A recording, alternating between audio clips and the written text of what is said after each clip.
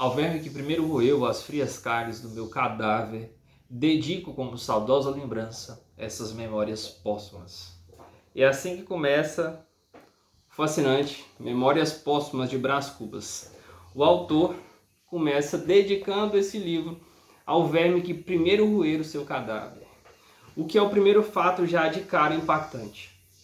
Porque aqui o narrador, o autor, ele é um defunto autor. Ele já morreu, ele começa a narrar pra gente a história do além-túmulo, de uma situação totalmente diferente que a gente está habituado a ver. E mais impactante é ainda pensar que essa história foi concebida e publicada lá ainda no século XIX, segunda metade do século XIX, mais precisamente entre 1880 e 1881.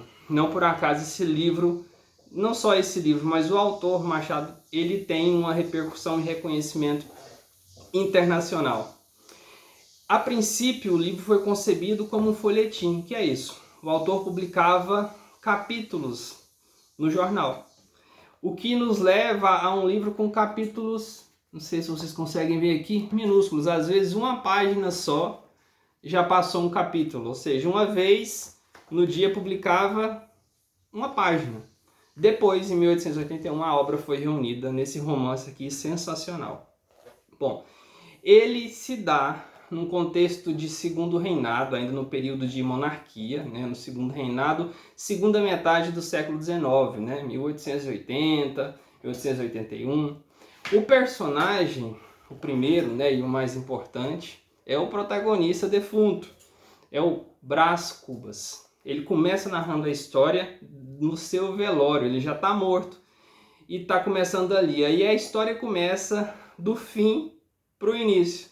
Ele morreu. Depois ele começa a nos contar e a gente vai entendendo um pouco mais da história desse personagem fascinante. Ele volta desde a primeira infância dele até a vida adulta. E aí onde as coisas começam a ficar, eu diria, um pouco mais interessantes. A linguagem é um aspecto digno de nota. O Machado ele é muito hábil em descrever o que ele quer da maneira que ele quer. Logo de cara ele diz o seguinte a respeito de uma ideia que ele estava tendo. Com efeito, um dia de manhã, estando a passear na chácara, pendurou-se-me uma ideia no trapézio que eu tinha no cérebro. Uma vez pendurado, entrou a bracejar, a pernear, a fazer as mais arrojadas cabriolas de volatim que é possível crer. Eu deixei-me estar a contemplá-la. Súbito, deu um grande salto. Estendeu os braços e as pernas até tomar a forma de um X. Decifra-me ou devoro-te. Ele é muito bom, né, na arte da escrita. Não por acaso ele criou a Academia Brasileira de Letras. E aqui o Brás Cubas está nos dizendo, né, um pouco sobre a história dele, né? Ele começa na infância, depois na adolescência e entram os romances, né? É mais de um romance. E por falar em romance, esse livro aqui, esse autor, ele é muito estudado. Aqui tem outras obras dele, né? Papéis Avulsos, Dom Casmurro, Quincas Borba. Já no final, a última obra dele, Memorial de Ares, ele é muito estudado quando a gente vai aprender, seja no ensino médio, seja também na faculdade. Eu estou na faculdade, estou entendendo e estudando um pouco mais sobre isso agora no curso de letras, sobre a escola literária do realismo, né? O Machado de Assis teve uma fase romântica, né? Uma fase em que as personagens eram muito idealizadas, né? Já na fase do romantismo, e essas obras aqui nelas se enquadram, o Machado ele é menos idealista e mais cético com a realidade, com a condição humana. Essa outra característica dele aqui também nessa obra, ele questiona, tem muita reflexão existencial. E é tão interessante que ele faz menção, né, diretamente ao romantismo, né? É digno de nota e inclusive vamos fazer uma prova, eu creio que isso pode ser lembrado, porque aqui o próprio autor, o Brás Cubas, ele fala explicitamente sobre romantismo, sobre realismo. Ele diz o seguinte: ao cabo era um lindo garçom, lindo e audaz, que entrava na vida de botas e esporas, chicote na mão e sangue nas veias, o corcel das antigas baladas que o romantismo foi buscar ao castelo medieval, para dar com ele nas ruas do nosso século. O pior é que o estafaram a tal ponto que foi preciso deitá-lo à margem, onde o realismo o veio achar, com medo de lazer e vermes, e por compaixão o transportou para os seus livros. Aqui há uma metáfora, né, sobre as duas escolas literárias, e o romantismo é descrito como um cavalo já agonizante, ao passo que o realismo o resgata, né? Então o Machado vivencia isso muito, a gente pode ver isso nos contos, e principalmente nos romances, né, dessa era realista, dessa fase realista dele. Né? O ceticismo, às vezes a melancolia, mas também o bom humor e a ironia são uma constante. Além disso, é interessante que ele conversa ao longo de Brás Cubas, ele conversa com o leitor, e às vezes ele até chama o leitor e critica o leitor, fala mal do leitor, fala que o leitor é desatento, é claro, com aquele vocabulário do século XIX. Em um dado momento, por exemplo, ele diz o seguinte: ouço daqui uma objeção do leitor.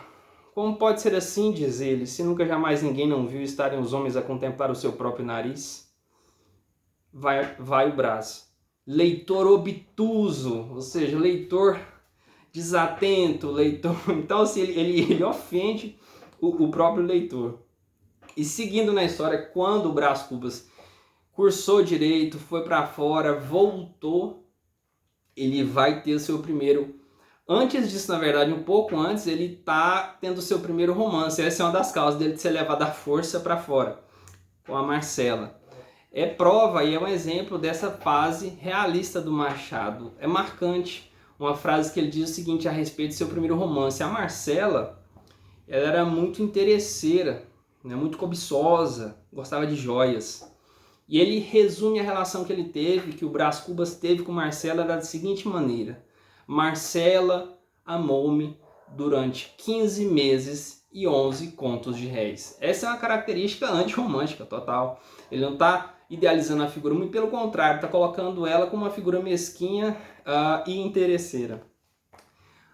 O segundo romance é o romance mais marcante do Brás Cubas, que ele vai ter com a Virgília.